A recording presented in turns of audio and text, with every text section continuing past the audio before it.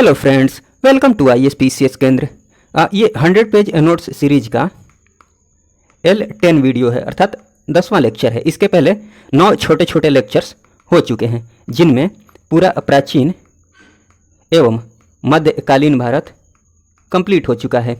और इस वीडियो के कंप्लीट होने के बाद, मतलब ये 10th वीडियो के कंप्लीट होने के बाद पूरा का पूरा आधुनिक भारत भी कंप्लीट हो जाएगा। अर्थात कुल 10 छोटे छोटे लेक्चर्स में पूरी की पूरी हिस्ट्री कंप्लीट हो जाएगी। ठीक, प्राचीन, मध्यकालीन और आधुनिक तीनों। ठीक है। और बात की जाए PDF की, आधुनिक भारत के PDF की, तो वीडियो अपलोड होने के 1 घंटा बाद आपको PDF मिल जाएगा, जिसका पासवर्ड मैं इस वीडियो में ही बताऊंगा। ठीक, तो चलिए बिना किसी देरी के इस वीडियो को शुरू करते हैं। और एक और बात बता दूं, हालांकि 12-13 पेज में पूरा का पूरा ये मॉडर्न हिस्ट्री वाला जो नोट्स था वो कंप्लीट हो जाता, बट चीज़ों को स्पष्ट करने की कोशिश में, ताकि आपको कन्फ्यूजन ना हो, स्पष्ट रूप से चीज़ें दिख सकें, उस वजह से 2-4 पेज बढ़ ही गए हैं। ठीक, मतलब 2-4 एक्स्ट्रा पेज हो गए हैं। ठीक ना। तो चलिए इस वीडियो को शुरू करते हैं। सबसे पहले हम बात करते हैं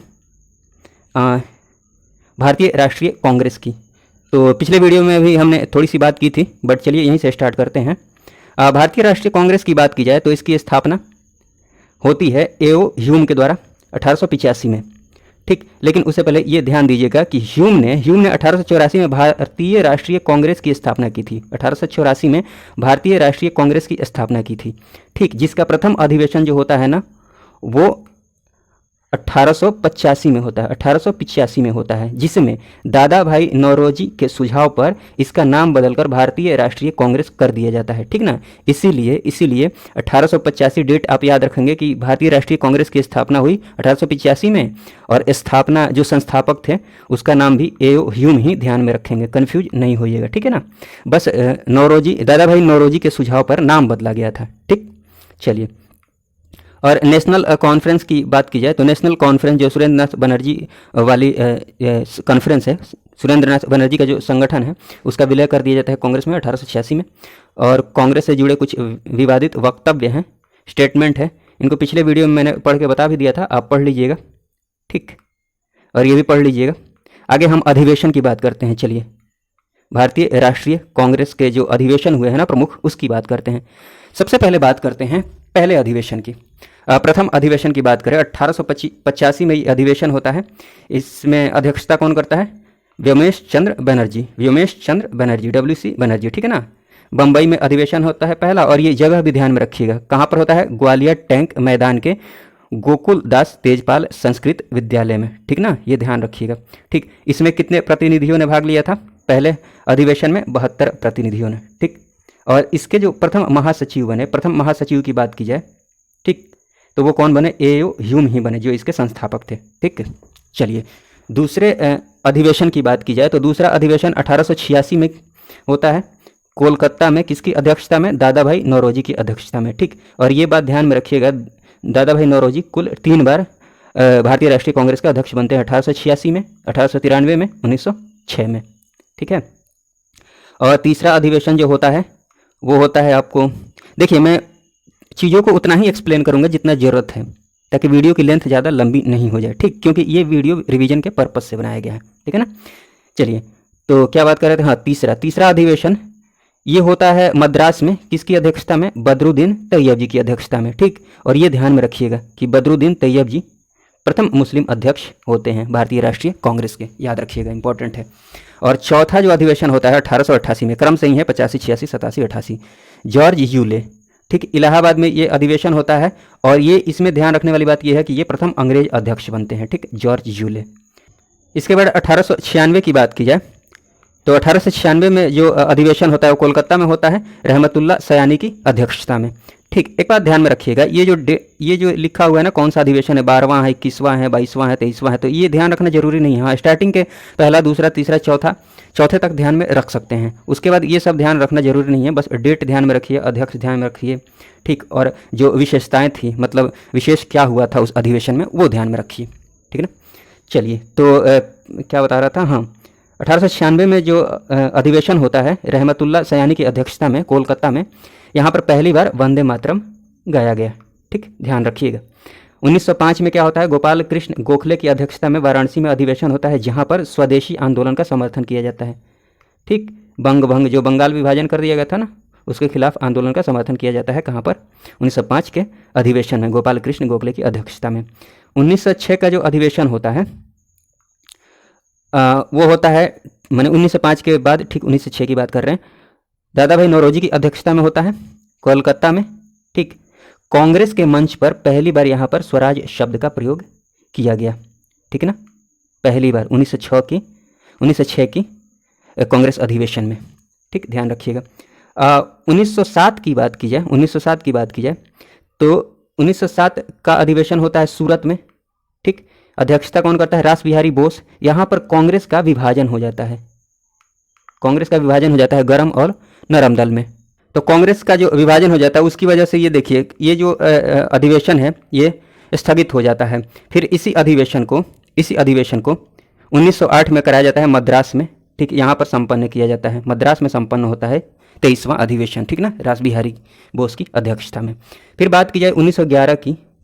ठीक, ये होता है विशन नारायण धर की अध्यक्षता में, ये भी ध्यान रखिएगा, इंपॉर्टेंट है। कोलकाता में होता है ये अधिवेशन। यहाँ पर सबसे पहले क्या गाया गया देख लीजिए, जन गण मन पहली बार गाया गया। ठीक ना, ध्यान रखिएगा। 1896 में वंदे मातरम और 1911 में जन गण मन, जरूर ध्यान रखिएगा। 1916 की बात की जाए तो अंबिका चरण मजूमदार की अध्यक्षता में लखनऊ में अधिवेशन होता है। यहाँ पर विशेष बात क्या हुई, कांग्रेस फिर से एक हो गई। ठीक, गरम दल और नरम दल फिर से एक हो गए। कांग्रेस और मुस्लिम लीग के बीच समझौता हुआ यहाँ पर, और स्वराज मेरा जन्म सिद्ध अधिकार है, इसी अधिवेशन में किसने बोला? बाल गंगाधर तिलक ने। ठीक, आगे बात करते हैं। तो 1917 का जो अधिवेशन होता है एनी बेसेंट की अध्यक्षता में कलकत्ता में, इसमें विशेष बात जो ध्यान में रखनी है आपको वो ये कि जो प्रथम महिला अध्यक्ष, कांग्रेस की प्रथम महिला अध्यक्ष बनती हैं, वो कौन बनती है? एनी बेसेंट, ध्यान रखिएगा। ठीक है ना, प्रथम महिला अध्यक्ष। प्रथम भारतीय महिला अध्यक्ष की बात आएगी तो वो सरोजिनी नायडू हो जाएंगी। ठीक, वो आगे देख लेंगे हम। 1920 की बात की जाए तो 1920 में एक अधिवेशन बुलाया जाता है। ठीक है ना, विशेष अधिवेशन बुलाया जाता है। क्यों बुलाया जाता है? असहयोग आंदोलन के प्रस्ताव को पारित करवाने के लिए। लेकिन लाला लाजपत राय की अध्यक्षता में यह अधिवेशन होता है कलकत्ता में, असहयोग आंदोलन का प्रस्ताव पारित नहीं हो पाता है। ठीक ना, तो विशेष अधिवेशन में ये काम नहीं होता है। तो 35वां अधिवेशन जो होता है सी विजय राघवाचारी की अध्यक्षता में नागपुर में, तो वहाँ पर असहयोग आंदोलन का प्रस्ताव पारित हो जाता है। ठीक ना, विशेष अधिवेशन मतलब बीच में ही अधिवेशन बुला लिया गया है। जनरली एक साल में एक ही बार अधिवेशन बुलाया जाता था, दिसंबर महीने में।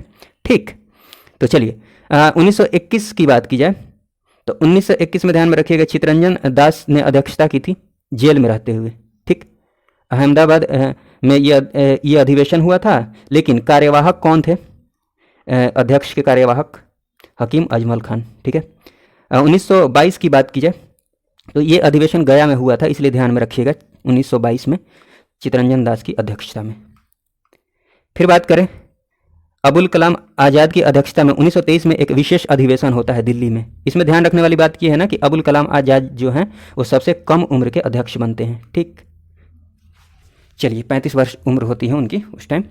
उसके बाद बात की जाए 1924 की, तो महात्मा गांधी एकमात्र अध्यक्षता 1924 में करते हैं। वो कहाँ पर? बेलगांव में। तो ये याद रखिएगा, बेलगांव में अध्यक्षता करते हैं महात्मा गांधी एकमात्र बार। ठीक है ना, चलिए उसके बाद बात की जाए 1925 के अधिवेशन की, तो 1925 में सरोजिनी नायडू अध्यक्ष बनती हैं।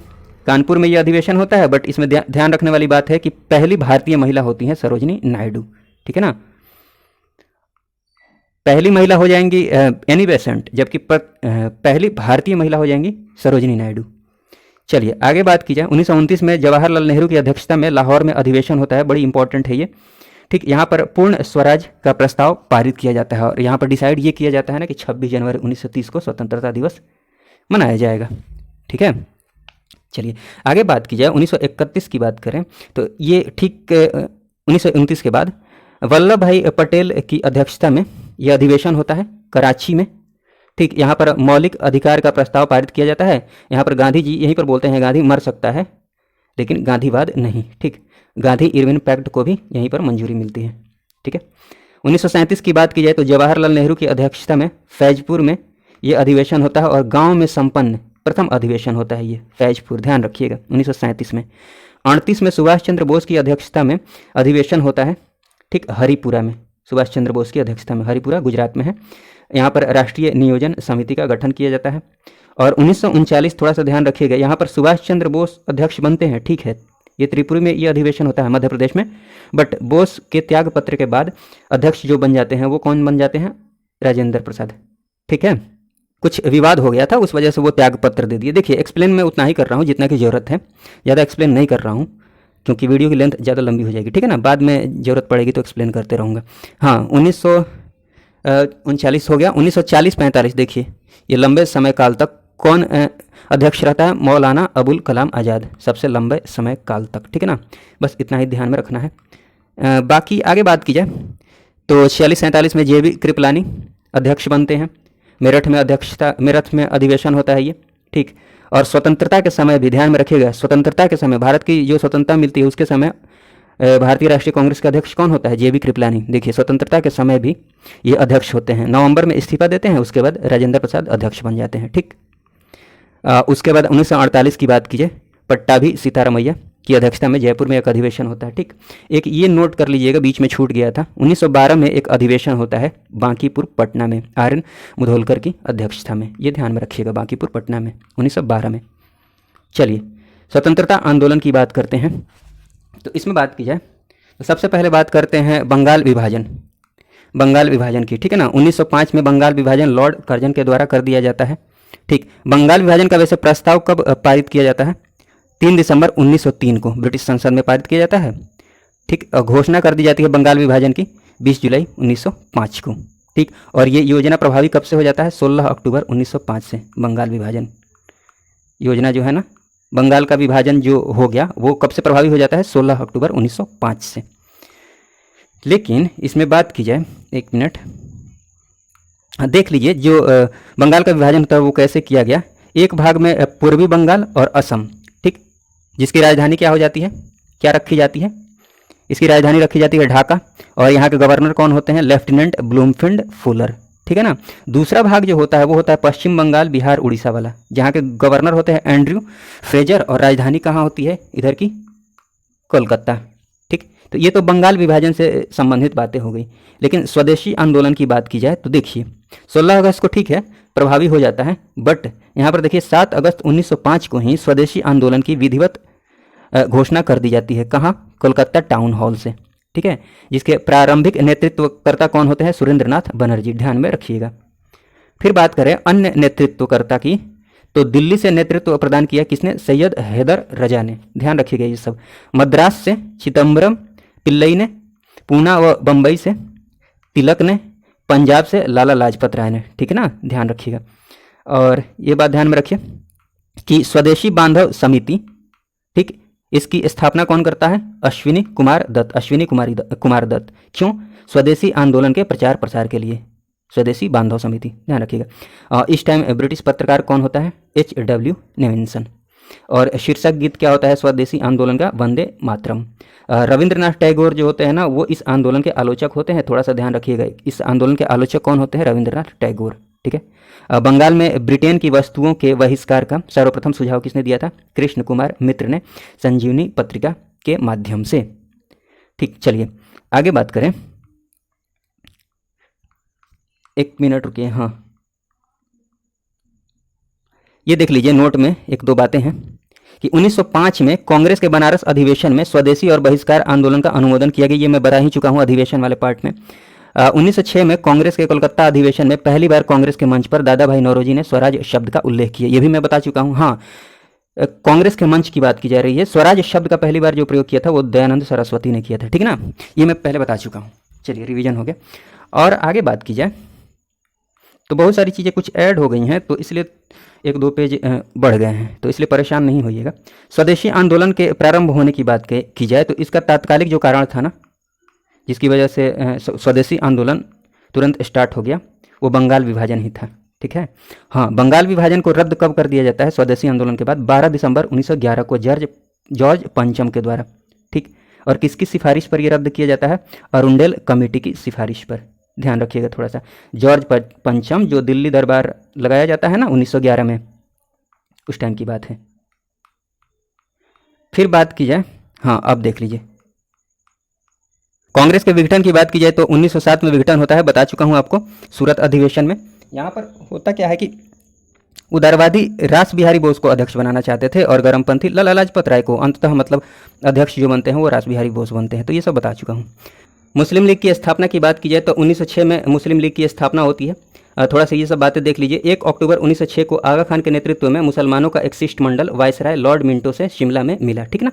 और स्थापना की घोषणा कब कर दी जाती है? 30 दिसंबर 1906 को नवाब सलीमुल्लाह के नेतृत्व में ढाका में, ठीक। प्रथम अध्यक्ष कौन बनते हैं? आगा खान।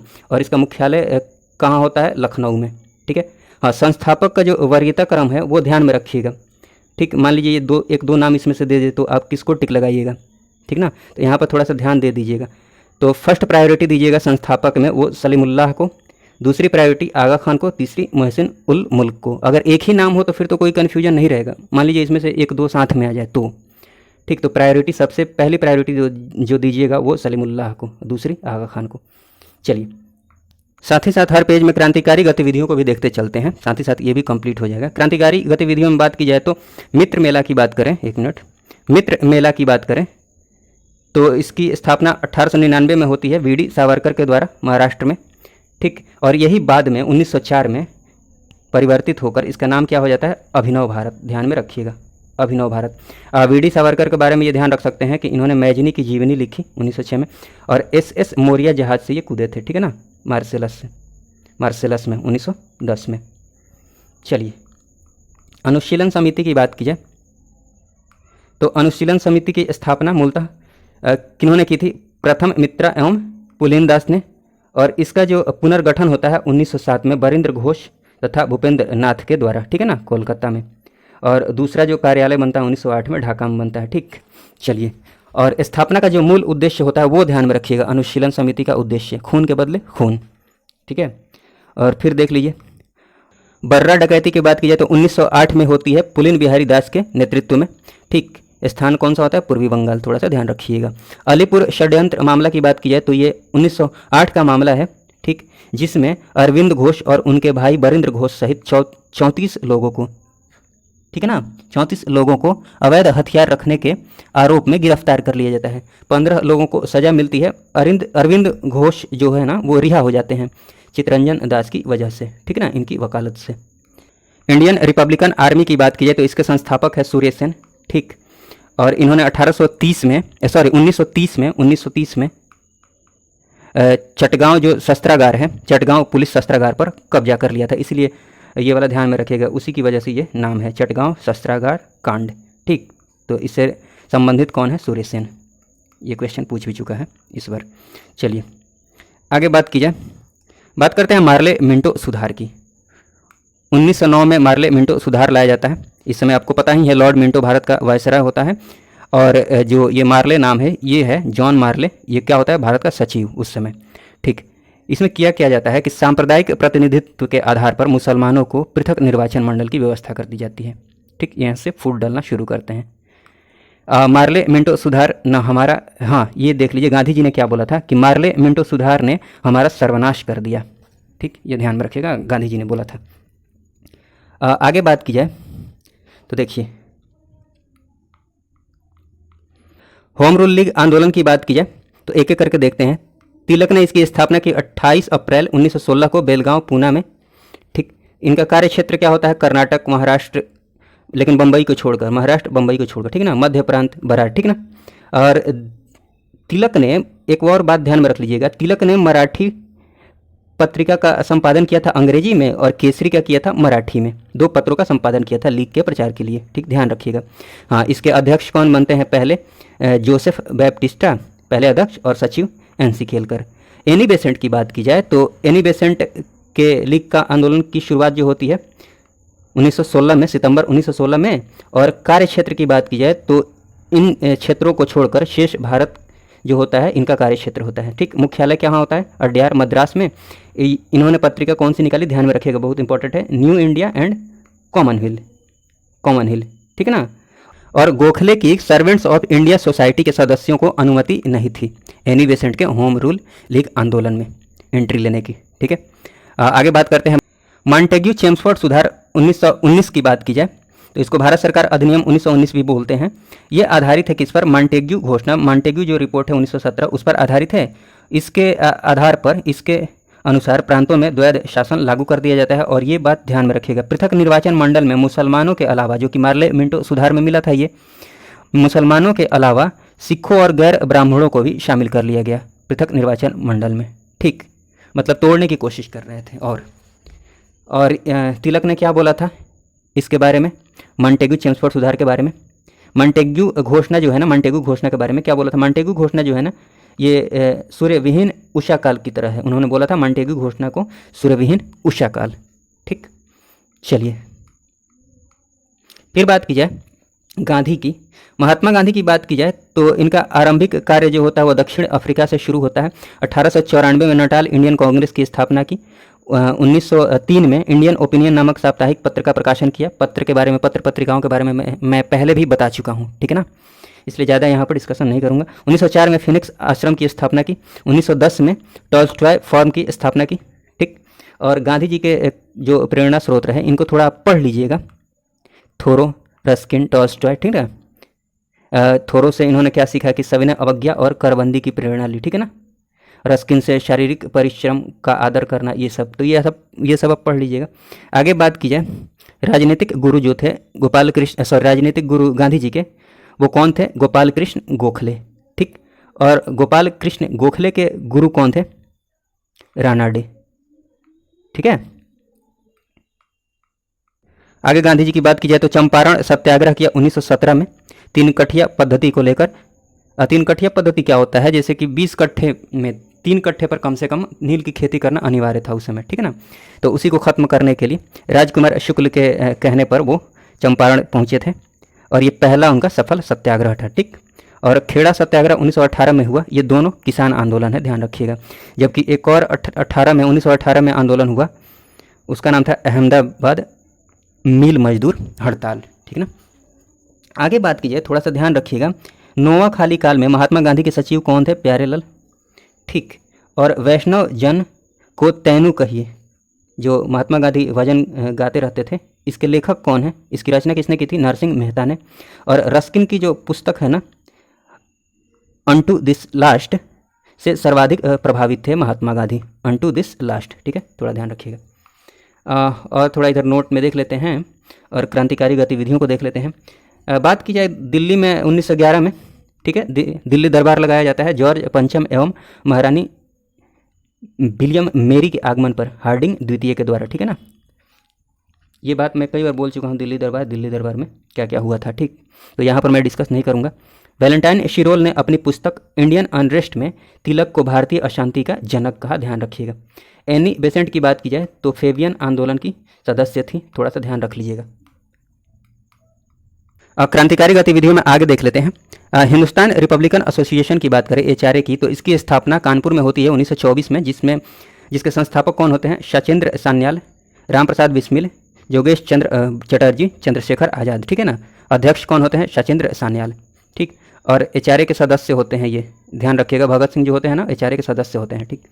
और काकोरी कांड की बात की जाए तो HRA के द्वारा काकोरी कांड की बात की जाए तो 9 अगस्त 1925 को ये अंजाम दिया जाता है।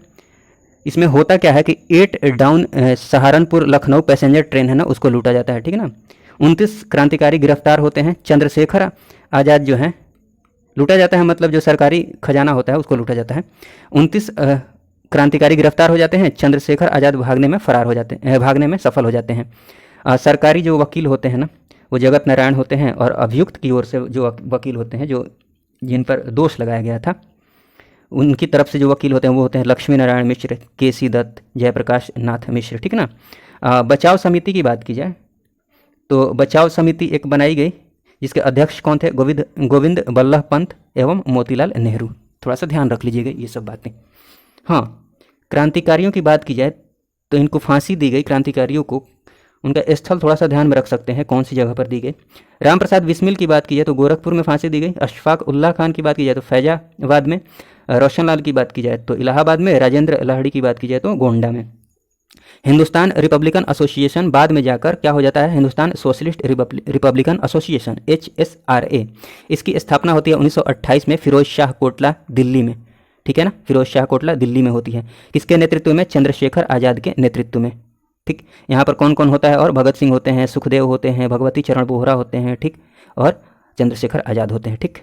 चलिए भगत सिंह की बात की जाए तो दिसंबर 1928 में ये सैंडर्स की हत्या कर देते हैं। आप बताइएगा सैंडर्स कौन था और क्यों हत्या कर देते हैं, आखिर क्यों हत्या कर देते हैं सैंडर्स की, ठीक। लाला लाजपत राय से संबंधित तथ्य है वो, आप बता सकते हैं कमेंट बॉक्स में। हाँ देखिए, तो आगे बता ये रहा हूँ कि 8 अप्रैल 1929 में, ठीक है ना, बटुकेश्वर दत्त 1929 को बटुकेश्वर दत्त के साथ केंद्रीय विधानसभा में बम फेंका था भगत सिंह ने। भगत सिंह की अभी बात हो रही है, ठीक ना। 1928 में इन्होंने सैंडर्स की हत्या की, 29 की ये बात है, बटुकेश्वर दत्त के साथ इन्होंने केंद्रीय विधानसभा में बम फेंका। हाँ, लाहौर षड्यंत्र कांड के अंतर्गत इन पर मुकदमा चलाया गया, ठीक है ना। 23 मार्च को 1931 को इनको फांसी दे दी गई। राजगुरु और सुखदेव के साथ उनको भी इसी दिन फांसी दी गई थी। इनका अंतिम संस्कार जो किया गया वो सतलज नदी के तट पर किया गया, फिरोज शाह जिले में, ठीक है। आगे बात की जाए रॉलेट एक्ट की, तो 1919 में एक्ट लाया जाता है। इसका और एक नाम होता है the anarchical and revolutionary crime act 1919। तो ये नाम थोड़ा सा आप ध्यान में रख सकते हैं। और ये वैयक्तिक स्वतंत्रता को सीमित करने के लिए लाया गया था। इसका उद्देश्य था कि स्वतंत्रता सीमित कर दी जाए वैयक्तिक, ठीक ना। माने इसे बिना वकील, बिना अपील, बिना दलील का कानून कहा गया। ये इंपॉर्टेंट है, ये ध्यान में रखिएगा। बिना वकील, बिना अपील, बिना वकील का, बिना दलील का ये कानून कहा गया। क्यों? क्योंकि इसमें क्या है, बिना मुकदमा चलाए ही डायरेक्ट जेल में बंद कर देते थे इस एक्ट के द्वारा, बिना मुकदमा चलाए, ठीक है ना। जालियांवाला बाग हत्याकांड की बात की, जालियांवाला बाग हत्याकांड की, तो ये घटना है 1919 की, अमृतसर की, ठीक। 13 अप्रैल 1919 को वैसाखी के दिन ये हत्याकांड होती है। ये डेट इंपॉर्टेंट है। डॉक्टर सैफुद्दीन किचलू और डॉक्टर सत्यपाल की जो गिरफ्तारी हुई होती है उसके विरुद्ध एक शांतिपूर्ण सभा का आयोजन किया गया होता है यहाँ पर जलियांवाला बाग में। लेकिन जनरल डायर गोली चलाने का आदेश दे देता है, ठीक है। देखिए इस जलियांवाला बाग हत्याकांड की वजह से रविंद्रनाथ टैगोर ने नाइटहुड की उपाधि लौटा दी थी। शंकर नारायण ने वायसराय के कार्यकारिणी सदस्य से त्यागपत्र दे दिया था, ठीक है। आगे बात की जाए तो हंटर आयोग का गठन किया गया। वो हंटर आयोग शिक्षा वाला नहीं है, ये दूसरा है हंटर आयोग, कन्फ्यूज नहीं होइएगा। हंटर आयोग का गठन किया गया। अब इसमें ये बताया गया कि दुर्घटना के लिए सरकार दोषी नहीं है, ठीक। और डायर का जो कार्य था, केवल डायर के कार्य को उन्होंने इस आयोग ने बता दिया, केवल निर्णय लेने की भूल बता दिया, ठीक। खैर चलिए आगे हम देखते हैं। खिलाफत आंदोलन की बात की जाए तो देखिए, तुर्की के सुल्तान को भारत के मुसलमान खलीफा मानते थे। तो तुर्की के ऑटोमन साम्राज्य की रक्षा और खलीफा को बनाए रखने हेतु आंदोलन ये प्रारंभ किया गया था, ठीक ना। ये था क्या कि मुख्यतः मुसलमानों द्वारा चलाया गया राजनीतिक और धार्मिक आंदोलन था, ठीक है। प्रारंभ करने का श्रेय जाता है अली बंधु को। अली बंधु मतलब शौकत अली और मोहम्मद अली, ध्यान में रखिएगा। हाजिक उल मुल्क की पदवी त्याग दी थी इसी आंदोलन के क्रम में हकीम अजमल खान ने। और 1919 में अध्यक्ष बनाया जाता है महात्मा गांधी को, जिसकी भर्त्सना की थी मोहम्मद अली जिन्ना ने, ठीक है। असहयोग आंदोलन की बात की जाए तो गांधी जी का यह पहला जन आंदोलन होता है और गांधी जी ने कैसरे हिंद की उपाधि लौटा दी। जमनालाल बजाज ने राय बहादुर की उपाधि लौटा दी। 1 अगस्त 1920 को यह आंदोलन शुरू होता है और इसी दिन तिलक की मृत्यु हो जाती है, ठीक। ये भी ध्यान में रख सकते हैं कि तिलक स्मारक के लिए तिलक स्वराज कोष की स्थापना की जाती है, ठीक है। चौरी चौरा कांड की बात की जाए तो 5 फरवरी 1922 को यह कांड होता है। इसमें होता क्या है कि 22 सिपाहियों को थाने के अंदर ही जला दिया जाता है, जिसकी वजह से 5 फरवरी को यह कांड होता है। 12 फरवरी को असहयोग आंदोलन को समाप्त करने का निर्णय ले लेते हैं महात्मा गांधी वारदोली से, ठीक है। मतलब वारदोली में वो होते हैं, वहाँ से निर्णय ले लेते हैं समाप्त करने का। फिर बात की जाए स्वराज पार्टी की तो ये ध्यान में रख सकते हैं कि स्वराज पार्टी के संस्थापक कौन है। 1923 में इसकी स्थापना होती है। संस्थापक हैं चितरंजन दास, इसके अध्यक्ष होते हैं, और मोतीलाल नेहरू महासचिव। ये दोनों ही संस्थापक हैं, बट ये अध्यक्ष, ये महासचिव, ठीक। उद्देश्य क्या होता है कि विधानमंडल में प्रवेश करके आंदोलन को आगे बढ़ाना इनका उद्देश्य होता है। और इनमें उपलब्धि ये मिलती है इनको, 1925 में विट्ठल भाई पटेल को केंद्रीय विधानमंडल के अध्यक्ष के रूप में चुन लिया जाता है, ठीक। आगे थोड़ा सा चलिए, एक दो फैक्ट देख लेते हैं, उसके बाद क्रांतिकारी गतिविधियों को आगे बढ़ाएंगे। Servants of India society 1905। इसके संस्थापक गोपाल कृष्ण गोखले हैं, इंपॉर्टेंट है, ध्यान रखिएगा। और दादा भाई नौरोजी की बात की जाए तो ये भारत के वयोवृद्ध नेता कहे जाते थे, ये जरूर ध्यान में रखिएगा, इंपॉर्टेंट है। Grand old man of India, दोनों नाम मतलब दोनों एक ही है, हिंदी अंग्रेजी का अंतर है, ध्यान रखिएगा दोनों, ठीक है। और धन के बहिर्गमन सिद्धांत का जो पहली बार प्रतिपादन किया, धन के बहिर्गमन सिद्धांत के जो प्रथम प्रतिपादक हैं वो कौन है? दादा भाई नौरोजी, याद रखिएगा, ड्रेन ऑफ वेल्थ, ठीक। अब ये क्या है बाद में ये डिस्कशन करेंगे, फिलहाल ये नाम ध्यान में रखिए। हाँ, इन्होंने इनकी एक रचना है वो जरूर ध्यान में रखिएगा, poverty and un British rule in India, ये भी इंपॉर्टेंट है, ठीक है। क्रांतिकारी गतिविधियों में आगे बात की जाए तो देखिए, जेल में राजनीतिक बंदी का दर्जा प्राप्त करने के लिए भूख हड़ताल की थी किन्होंने? जतीन दास ने, ठीक है ना। दिसंबर 1931 में जिलाधिकारी को गोली मारने वाली 2 स्कूली छात्राएं थीं, उनका नाम क्या है? शांति घोष एवं सुनीति चौधरी। ये ध्यान रखिएगा, ये भी इंपॉर्टेंट है। मुजफ्फरपुर के मजिस्ट्रेट किंग्सफोर्ड की हत्या करने का प्रयास किया गया था, किनके द्वारा? प्रफुल्ल चाकी एवं खुदीराम बोस के द्वारा, ठीक। जिसमें चाकी तो आत्महत्या कर लेते हैं, बट खुदीराम बोस को फांसी की सज़ा सुना दी जाती है। भारत के बाहर जो क्रांतिकारी गतिविधियां हुई उनको थोड़ा सा देख लेते हैं। Indian home rule society London की बात की जाए 1905 में स्थापना होती है श्यामजी कृष्ण वर्मा के द्वारा, ठीक है ना। इन्होंने एक पत्र का प्रकाशन किया, वो भी ध्यान में रख सकते हैं, द इंडियन सोशियोलॉजिस्ट, ठीक। मैडम भीखाजी रुस्तम कामा के बारे में ध्यान में रखिएगा कि इन्हें भारतीय क्रांति की माँ बोला जाता है, इंपॉर्टेंट है, ध्यान रखिएगा। हाँ, इन्होंने प्रथम बार राष्ट्रीय झंडे को फहराया था विदेश में। स्टुअर्ट जर्मनी की अंतर्राष्ट्रीय समाजवादी कांग्रेस में भाग लिया 1907 में इन्होंने, और प्रथम भारतीय राष्ट्रीय झंडे को फहराया, ध्यान रखिएगा। हाँ, दादा भाई नौरोजी जो थे ना, उनकी ये निजी सचिव थी। हिंद एसोसिएशन ऑफ अमेरिका की बात की जाए तो इसकी स्थापना की जाती है सोहन सिंह भाकना के द्वारा, ठीक। और इस एसोसिएशन के द्वारा एक अखबार निकाला जाता है गदर नाम से। इसी गदर नाम की वजह से इस एसोसिएशन का नामकरण गदर पार्टी कर दिया जाता है, ठीक ना। निकालने के कारण इसका नामकरण भी गदर पार्टी कर दिया जाता है, ठीक। इसका मुख्यालय होता है सैन फ्रांसिस्को अमेरिका में, और इसके जो पथ प्रदर्शक होते हैं वो लाला हरदयाल, ये ध्यान में रखिएगा, सैन फ्रांसिस्को अमेरिका, लाला हरदयाल, ठीक ना, गदर पार्टी। मदन लाल ढींगरा की बात की जाए तो ये करजन वायली तथा कोवास लोलक्का को भून डालते हैं, ठीक है ना, 1909 में लंदन में, जिसकी वजह से इनको फांसी हो जाती है। उधम सिंह की बात की जाए तो इन्होंने जनरल डायर, वही जनरल डायर जलियांवाला बाग हत्याकांड वाला जनरल डायर को इन्होंने मार डाला, इसकी हत्या कर दी 1940 में लंदन में, ठीक है, जिसकी वजह से इनको भी फांसी हो जाती है। हाँ, इंडिपेंडेंस लीग, ये देख लीजिएगा, इंडिपेंडेंस लीग 1942 में बैंकॉक में, इसकी स्थापना कौन करता है? रास बिहारी बोस, इसके संस्थापक है इंडिपेंडेंस लीग के, ठीक है। आगे बात करते हैं साइमन कमीशन की। साइमन कमीशन, इसका जो गठन होता है किसकी अध्यक्षता में होता है? जॉन साइमन की अध्यक्षता में 1927 में, ठीक है। इसे श्वेत कमीशन भी बोला जाता है, क्यों? क्योंकि इसमें एक भी भारतीय शामिल नहीं होते हैं, एक भी भारतीय को शामिल नहीं किया जाता है इसमें। हाँ, 1919 के मॉन्टेग्यू चेम्सफोर्ड सुधार में 10 वर्षों पर समीक्षा के लिए इस कमीशन का गठन किया गया, ठीक। 3 फरवरी को ये कमीशन भारत आता है, बम्बई आता है, ठीक है ना, 3 फरवरी को बम्बई आता है, जहाँ पर देशव्यापी हड़ताल का आयोजन किया जाता है, ठीक है ना, जिसकी वजह से देशव्यापी हड़ताल का आयोजन किया जाता है, ठीक। नारा क्या दिया जाता है? साइमन वापिस जाओ, ठीक।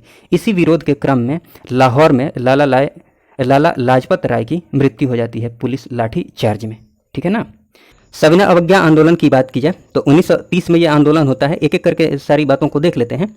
दांडी मार्च जो होता है, मतलब दांडी के लिए जो प्रस्थान किया जाता है 12 मार्च को किया जाता है, ठीक है ना, कहाँ से? साबरमती आश्रम से, ठीक है, 12 मार्च को किया जाता है, 5 अप्रैल को पहुँचते हैं, 1930 की बात चल रही है अभी।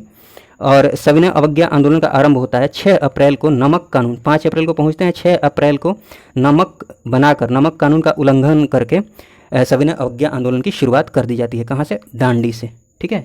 चलिए, और इसका नेतृत्व अलग अलग जगहों से ध्यान रख सकते हैं। तमिलनाडु से किया था सी राजगोपालाचारी ने। उत्तर पश्चिमी सीमा प्रांत से खान अब्दुल गफ्फार खान ने, इनको सीमांत गांधी भी बोला जाता है, इंपॉर्टेंट है, ध्यान में रखिएगा।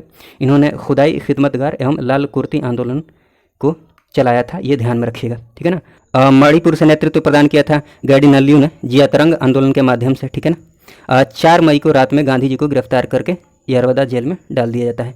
उसके बाद तत्पश्चात जो इसका नेतृत्व करते हैं इस आंदोलन का, वो करते हैं अब्बास तैयब जी, ठीक है ना, इसके नेतृत्व करता हो जाते हैं सविनय अवज्ञा आंदोलन के, ठीक। गांधी इरविन समझौता की बात की जाए तो 1931 में ये समझौता होता है, ठीक। मध्यस्थता कौन करता है? तेज बहादुर सप्रू एवं MR जयकर मध्यस्थता करते हैं, ठीक है ना। सरोजनी नायडू ने बोला था गांधी एवं इरविन को क्या बोला था, दो महात्मा बोला था, ठीक। इस समझौता के द्वारा सविनय अवज्ञा आंदोलन को स्थगित कर दिया जाता है और नमक बनाने का अधिकार मिल जाता है, ठीक है ना। और कांग्रेस जो है वो द्वितीय गोलमेज सम्मेलन में भाग लेने को तैयार हो जाता है इस समझौते के बाद से, ठीक। आगे बात की जाए सांप्रदायिक पंचायत गोलमेज सम्मेलन हम देखेंगे, थोड़ा सा रुक जाइए। सांप्रदायिक पंचायत एवं पूना पैक्ट की 1932 में ये होता है दोनों। सांप्रदायिक पंचायत क्या है देख लीजिए। ब्रिटिश प्रधानमंत्री मैकडोनाल्ड ने 16 अगस्त 1932 को सांप्रदायिक पंचायत की घोषणा की। सांप्रदायिक पंचायत का ही नाम क्या है, कम्युनल अवार्ड। इसमें क्या किया जाता है कि दलितों को भी अल्पसंख्यक मानकर हिंदुओं से अलग कर दिया गया। कैसे अलग कर दिया गया आगे देखते हैं, रुक जाइए। इसकी वजह से गांधी जी आमरण अनशन पर चले जाते हैं, पहली बार आमरण अनशन पर जाते हैं, ठीक है ना। इसमें देखिए होता क्या, एक मिनट आपको दिखाता हूँ। यहाँ देखिए पूना समझौता जब होता है ना 24 सितंबर 1932 को तो भीमराव और गांधी के जो समर्थक थे, मतलब मालवीय और अन्य मतलब राजगोपालाचारी, राजेंद्र प्रसाद, ठीक, इन्होंने भीमराव अंबेडकर, मालवीय और बाकी सब ने हस्ताक्षर किए, गांधी ने नहीं किया, ठीक। ये ध्यान में रखिएगा कि पूना समझौते पर हस्ताक्षर किसने किया था, उसमें ध्यान में रखिएगा गांधी जी ने नहीं किया था, ठीक ना। हाँ, इस समझौते में क्या होता है कि प्रांतीय विधानमंडल में दलितों के लिए 71 की जगह 148 सीटें आरक्षित कर दी जाती हैं, ठीक। जबकि सांप्रदायिक पंचायत में 71 सीटों के आरक्षण की बात की गई थी, यहाँ पर बढ़ाकर पूना समझौते में गांधी जी के द्वारा 71 की जगह 148 करवा दिया जाता है और केंद्रीय विधानमंडल में इनको 18% का आरक्षण मिल जाता है, ठीक। भारत सरकार अधिनियम की बात की जाए 1935 की, तो इसमें फिलहाल इतना ही ध्यान में रखिए। बाकी पॉलिटी में आप देख सकते हैं कि प्रांतों में द्वैध शासन जो लगा हुआ था उसको समाप्त कर दिया जाता है और केंद्र में लागू कर दिया जाता है, ठीक है। आगे एक दो ये कुछ फैक्ट्स हैं, फिर आगे देखते हैं हम। कुछ फैक्ट्स को देख लीजिए, एक मिनट रुकिएगा। ये देख लीजिए, पंजाब केसरी के नाम से किसको जाना जाता है, लाला लाजपत राय को। और कांग्रेस के एकमात्र प्रतिनिधि गांधी जी ने दूसरे गोलमेज सम्मेलन में हिस्सा लिया था, ठीक ना। किस जहाज से गए थे, SS राजपुताना नामक जहाज से गए थे, लंदन गए थे, ठीक। और वहाँ रुके थे, कहाँ ठहरे थे, किंग्सले हॉल में, ठीक। तेज बहादुर सप्रू व अंबेडकर जो थे ना, इन्होंने तीनों गोलमेज सम्मेलन में भाग लिया था, ध्यान रख सकते हैं आप। मोहम्मद अली जिन्ना द्वारा सभी मुसलमानों से 22 दिसंबर 1939 के दिन मुक्ति दिवस मनाने का आह्वान किया गया। क्यों? कांग्रेस मंत्रिमंडलों के त्यागपत्र देने की खुशी में।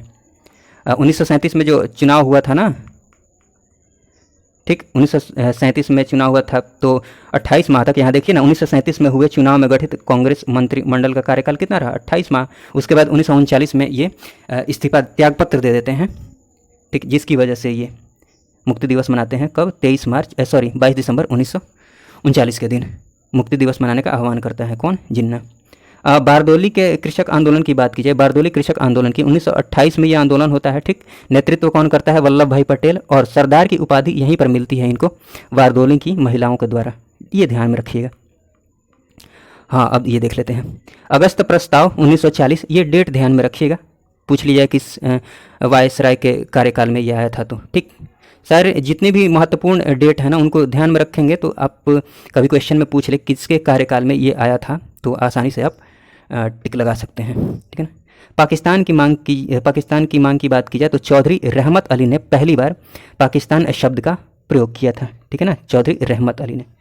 मुस्लिम लीग के लाहौर अधिवेशन में 1940 में पहली बार पाकिस्तान निर्माण का प्रस्ताव पारित किया गया। व्यक्तिगत सत्याग्रह की बात की जाए तो व्यक्तिगत सत्याग्रह 1940 में प्रारंभ किया गया 17 अक्टूबर को, ठीक है। जो आधुनिक भारत का PDF है, आधुनिक भारत वाला जो PDF है, इसके पासवर्ड को आप ध्यान में रख लीजिएगा, 1010 मतलब 1010, ठीक है। देखिए, हाँ, तो प्रारंभ इसका कहाँ से हुआ? व्यक्तिगत सत्याग्रह का 17 अक्टूबर को हुआ पवनार आश्रम, महाराष्ट्र से, ठीक। किस नेतृत्वकर्ता कौन थे? गांधी जी। और प्रथम सत्याग्रही किनको चुना महात्मा गांधी ने? विनोबा भावे को। और दूसरे सत्याग्रही कौन थे? जवाहरलाल नेहरू, ठीक है। व्यक्तिगत सत्याग्रही की बात चल रही है अभी, ठीक है ना। फिर बात की जाए क्रिप्स मिशन की, तो क्रिप्स मिशन 1942 में आता है। इसके अध्यक्ष कौन होते हैं? Stafford Cripps. ठीक, इसके अनुसार युद्ध के पश्चात, जो द्वितीय विश्व युद्ध चल रहा था उसके पश्चात डोमिनियन राज्य के दर्जा की बात की गई इस मिशन में। ठीक, और क्या बात की गई, बात की गई कि संविधान निर्मात्री परिषद का गठन किया जाएगा। ठीक ना। गांधी जी ने इस मिशन को पोस्ट डेटेड चेक कहा था, इसको ध्यान रखिएगा। हुआ ये था कि 11 अप्रैल को, एक मिनट रुकिए, ये पहले देख लीजिए। क्रिप्स मिशन के साथ कांग्रेस के जो आधिकारिक वार्ताकार थे वो कौन थे, जवाहरलाल नेहरू, अबुल कलाम आज़ाद। लेकिन देख लीजिए ये क्या हुआ, 11 अप्रैल 1942 को क्रिप्स प्रस्ताव वापस ले लिया गया। ठीक है ना। उसके बाद से इस आंदोलन को शुरू करने की बात कही गई, भारत छोड़ो आंदोलन की। ठीक, देखते हैं भारत छोड़ो आंदोलन में क्या हुआ। देखिए, भारत छोड़ो आंदोलन की बात की जाए तो कांग्रेस कार्य समिति की जो बैठक होती है 14 जुलाई 1942 को, जिसकी अध्यक्षता की अबुल कलाम आज़ाद ने, यहाँ पर भारत छोड़ो प्रस्ताव को पारित कर लिया जाता है। ठीक ना। फिर अखिल भारतीय कांग्रेस कार्य समिति की बैठक होती है, वार्षिक बैठक होती है 8 अगस्त 1942 को।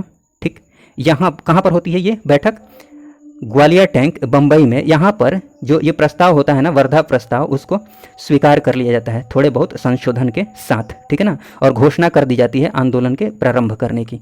ठीक, तो आप विशेषकर इसमें विशेष रूप से डेट ध्यान में रखिएगा भारत छोड़ो आंदोलन में कि 9 अगस्त को ये आंदोलन प्रारंभ हो जाता है और ऑपरेशन जीरो जो नाम है इसी आंदोलन से संबंधित है, ऑपरेशन जीरो। ठीक है ना। गांधी जी एवं अन्य शीर्ष नेताओं को गिरफ्तार कर लिया जाता है तुरंत ही ऑपरेशन जीरो के तहत।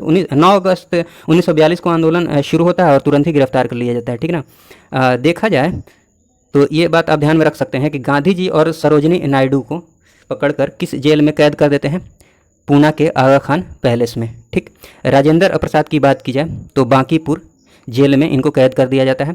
जयप्रकाश नारायण की बात की जाए तो इनको हजारीबाग जेल में। ठीक है ना। अगर पूछा जाए कि जयप्रकाश नारायण किस जेल से फरार हुए थे, ठीक, 1942 जो आंदोलन हुआ था उसके बाद जेल में बंद किया गया था, तो किस जेल से फरार हुए थे, तो आप इससे बता सकते हैं ना कि जब इसी जेल में बंद है तो इसी जेल से फरार होंगे ना।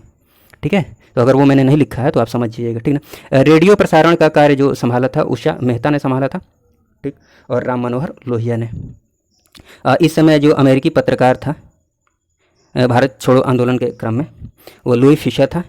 ठीक, ध्यान रखिएगा। और करो या मरो का जो मंत्र दिया था गांधी जी ने दिया इसी आंदोलन के क्रम में।